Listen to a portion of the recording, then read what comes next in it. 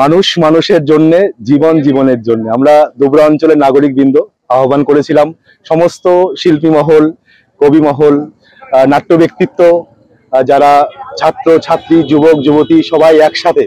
আপনারা সকলেই জানেন ইতিমধ্যে RG করের যে ডাক্তার বোন যেভাবে নৃশংসভাবে হত্যা করা হয়েছিল, তার দোষীদের দাবির প্রতিবাদে আমরা গানের মাধ্যমে প্রতিবাদ করতে চেয়েছিলাম, কবিতার মাধ্যমে, নাটকের মাধ্যমে সেটা আমরা করেছি।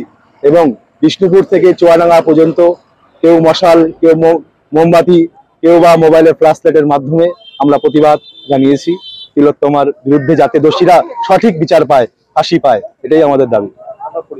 আমি সন্তু কুমার, দুবরা অঞ্চলের নাগরিকবৃন্দের একজন আহ্বায়ক। আমাদের একটাই উদ্দেশ্য থাকবে, আজকে 28 দিন হয়ে গেল, এখন আমরা সঠিক বিচার পাইনি। যতদিন পর্যন্ত বিচার পাবো না, আমাদের বিচার চলতে থাকবে, এটা নেটে হোক বা হেঁটে হোক। এটা আমরা শুধু আরজি করে আমাদের যে মেয়ে সন্তান, আমাদের যে ঘরের মেয়ে মারা গেছে, তাকে নির্যাতন করে, ধর্ষণ করে মেরে ফেলা হয়েছে, তার বিচারের দাবিতে, দ্রুত বিচারের দাবিতে, ফাঁসিতে আসামিদের দ্রুত ধরার দাবিতে কোনো রকম আমরা একটা আহ্বান মানছি না।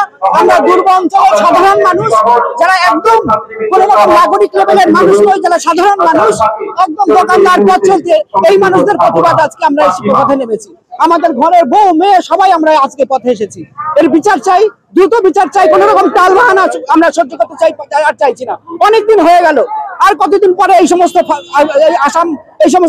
আসামিরা ধরা পড়বে আমরা তাও জানি না, কিছুই জানি না। এইটুকুই আমার বলা। দ্রুত এর মীমাংসা চাইছি, আসামি অ্যারেস্টেড হোক, সে বিচার পাক, আমরা আমাদের তিলোত্তমার বিচার পাক, এইটুকুই আমরা চাইছি। নাটকের মধ্য দিয়েও দেখা গেল একটাই শুধু বলতে চাই যে আমাদের প্রত্যেকটা মানুষ, প্রত্যেকটা আমাদের ঘরের মেয়েরা যে কোনো মুহূর্তে, যে কোনো মূল্যে তারা যেন নিরাপদ থাকে, আমরা নিরাপদ একটা পরিবেশ পাই।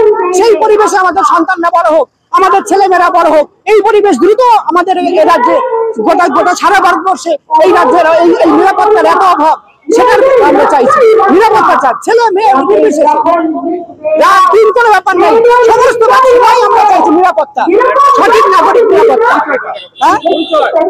আমার পরিচয়, আমি লুৎফর রহমান, আমি বিষ্ণুপুর চাকদা নিবাসী।